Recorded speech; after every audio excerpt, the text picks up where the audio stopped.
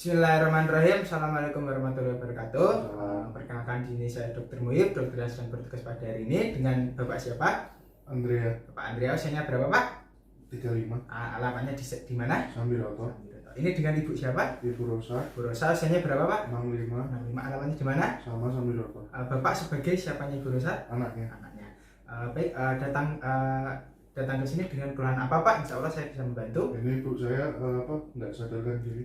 Sadarkan diri itu sejak kapan Pak? 30 menit yang lalu. Sekitar 30 menit yang lalu. Bisa diceritakan awal mulanya bagaimana? Ya 30 menit yang lalu tuh ya ibu saya tiba-tiba jatuh dari tempat tidur, sempat sadar. Tapi 10 menit setelah itu nggak sadar. Nah posisi jatuhnya itu kepala bagian kanannya itu terbentur duluan ke lantai. Oh, berarti sempat sadar setelah 10 menit kejadian ya Pak, ini Ya. kepalanya terbentur itu. Apa ada keluhan lain Pak setelah Ibu terjatuh ini? Ya habis jatuh itu muntah 3 kalian ada. Muntah 3 kali. Muntahnya itu berupa apa ya Pak? Ini makanan yang dikonsumsi ibu saya itu 2 jam sebelumnya. Oh, berarti makanan yang dikonsumsi. Apakah ada keluhan lainnya? Enggak ada. Tidak ada. Dulu pernah mengalami hal yang seperti ini belum Pak? Enggak pernah. Nggak pernah. Dulu pernah menderita penyakit gula, kencing manis atau darah tinggi? Ibu saya ada darah tinggi. Ada darah tinggi. Apakah ada riwayat mengkonsumsi obat Pak? Ya itu obat Captopril itu sehari itu 3 kali 15 tahun ini. Oh, iya. Baik. Di keluarga ada yang mengalami hal yang sama? Enggak. Punya riwayat kencing manis atau darah tinggi di keluarga? Enggak ada. Tidak ada. Kemudian mohon maaf, apakah ibu ini merokok atau minum minuman beralkohol? Tidak. Tidak. Baik Bapak, untuk selanjutnya saya akan melakukan tindakan. Sebelum itu saya akan melakukan cuci tangan dan menggunakan alat pelindung diri terlebih dahulu. Ya, baik. Di sini untuk penanganan yang pertama kita lakukan primary survey. Kita cek kesadaran. Bu. Baik. Di sini yang pertama kita lakukan primary survey RW terlebih dahulu. Kita look, listen, feel. Di sini kita lihat apakah terdapat sumbatan jalan nafas atau tidak. Kemudian kita dengarkan apakah ada suara tambahan. Kemudian kita feel atau kita rasakan. Di sini untuk RW-nya kita listen dan feel. Listennya tidak ada suara tambahan, kemudian feel-nya tidak ada hambatan. Kemudian selanjutnya adalah breathing atau nafasnya. Di sini lihat pada dadanya, pernapasannya, kepala lehernya tidak ada sumbatan. Kemudian kita lakukan pemeriksaan respiratory rate-nya dari ujung kaki pasien, dilihat selama 1 menit. Di sini hasilnya 30 kali per menit. Kemudian circulation, kita lakukan auskultasi terlebih dahulu untuk RW-nya, apakah ada suara tambahan atau tidak. Di sini tidak ada suara tambahan. Kemudian circulation, kita cek nadinya. Di sini kanan dan kiri kita samakan reguler. Kita cek selama 1 menit. Di sini nadinya selama 1 menit 110 kali per menit. Kemudian kuat angkat reguler ya tadi. Kemudian kita cek disability atau GCS-nya. Yang pertama AS-nya, Pak bisa membuka matanya dengan rasa nyeri. Kemudian Pak. Kemudian kita cek motorik. Pak bisa diangkat kedua tangannya, Ibu. Di sini untuk GCS-nya pasien bisa membuka mata dengan nyeri. E-nya 2, V-nya hanya mengerang berarti V-nya 2, M-nya dia tangannya fleksi berarti M-nya 3, berarti GCS-nya 7. Kemudian exposure, di sini terdapat memar dan luka. Kemudian kita cek TTV-nya. Tadi sudah untuk respiratory rate, nadi, dan di sini melakukan pengecekan pada tekanan darah dan suhu. Tekanan darah kita lakukan pengecekan.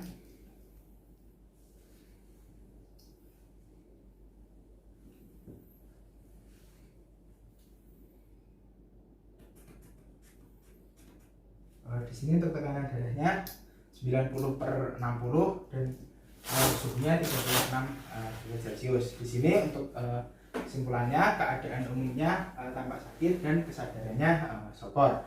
Selanjutnya kita lakukan pemeriksaan status generalisata head to toe ya, mulai dari kepala. Di sini pada kepala kita lakukan inspeksi. Terdapat memar pada kepala dekstra, kita ukur pakai midline untuk ukurannya. Di sini ukurannya 3 kali 4 cm di bagian temporal dekstra. Kemudian untuk mata,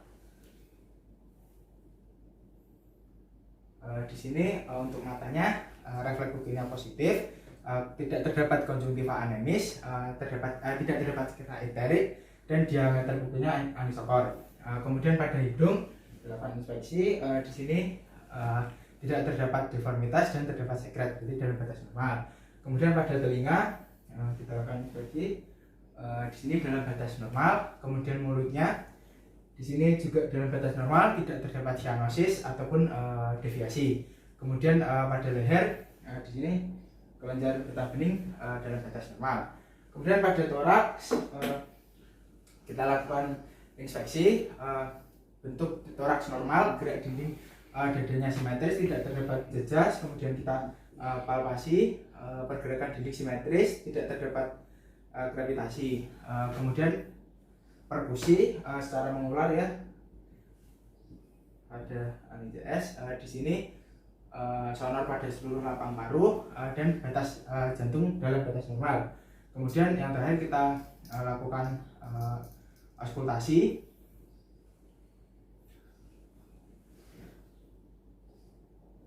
Cara mengular di sini vesikuler pada seluruh lapang paru. Kemudian abdomen di sini sama, kita lakukan inspeksi, perutnya datar. Kemudian kita inspeksi, kita auskultasi terlebih dahulu. Auskultasi, tidak pusing usus dalam batas normal, tidak terdapat suara tambahan. Kemudian kita perkusi, timpani pada seluruh lapang abdomen, dan kita palpasi, tidak terdapat nyeri tekan, palpasi hepar dan lian tidak teraba. Kemudian ekstremitas di sini, ekstremitas sulit dievaluasi, tetapi tidak terdapat deformitas dan akral hangatnya positif. Kemudian selanjutnya adalah status lokalisata. Kita pemeriksaan neurologis, motorik. Di sini tonusnya kita periksa tonus normal. Kemudian kita lakukan pemeriksaan refleks fisiologis terlebih dahulu. Refleks fisiologis yang pertama bisa di sini menggantung dekstra dan sinistra. Di sini bisa positif itu pada refleksi pada siku, di sini positif meningkat. Kemudian tricep,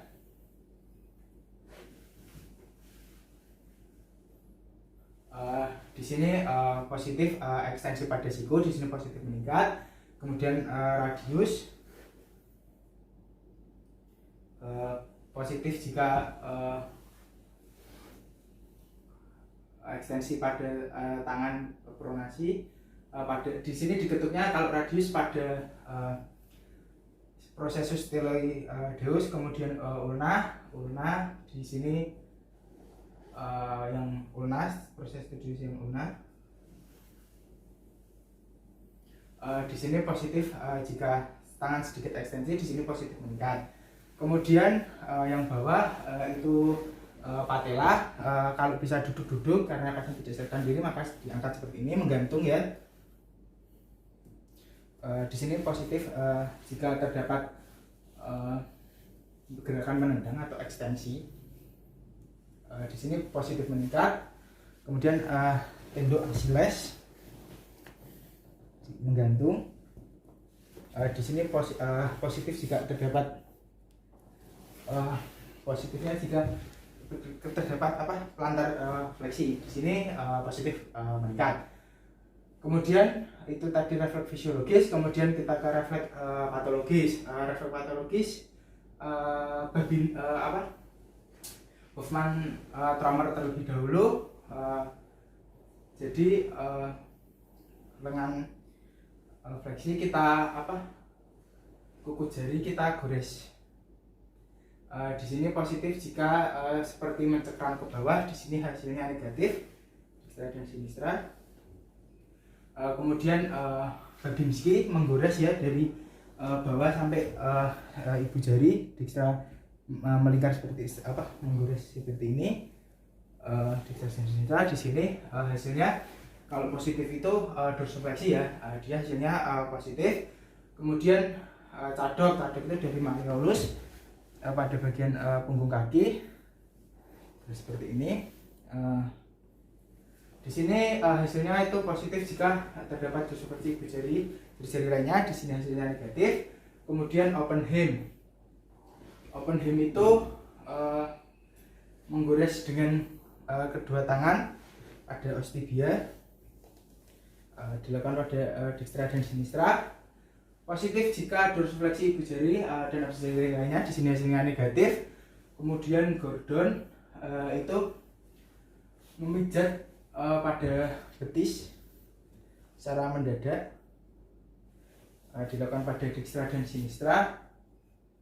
Di sini positif jika dorsifleksi dan abduksi ibu jari lain, dorsifleksi ibu jari dan abduksi jari lainnya. Di sini hasilnya negatif.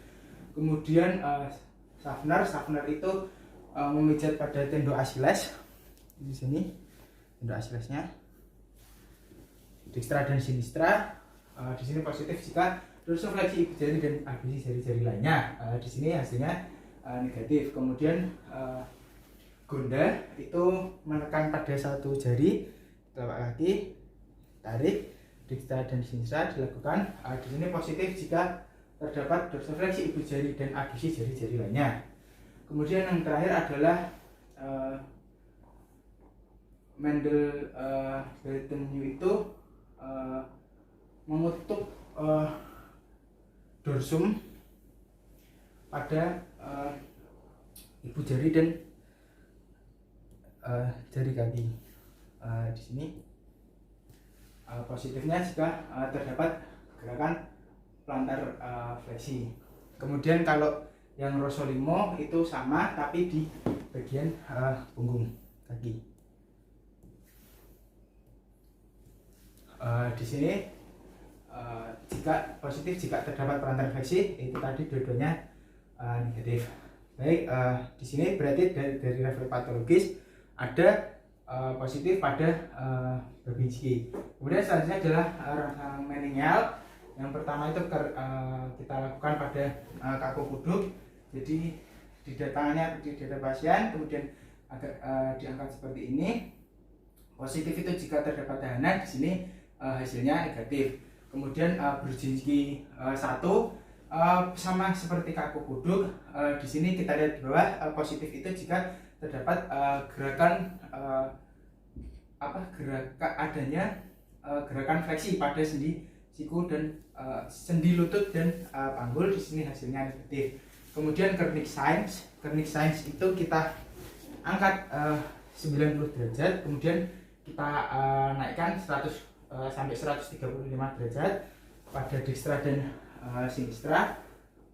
Di sini hasil positif jika ada tahanan. Di sini sebelum 135 derajat, di sini hasilnya negatif.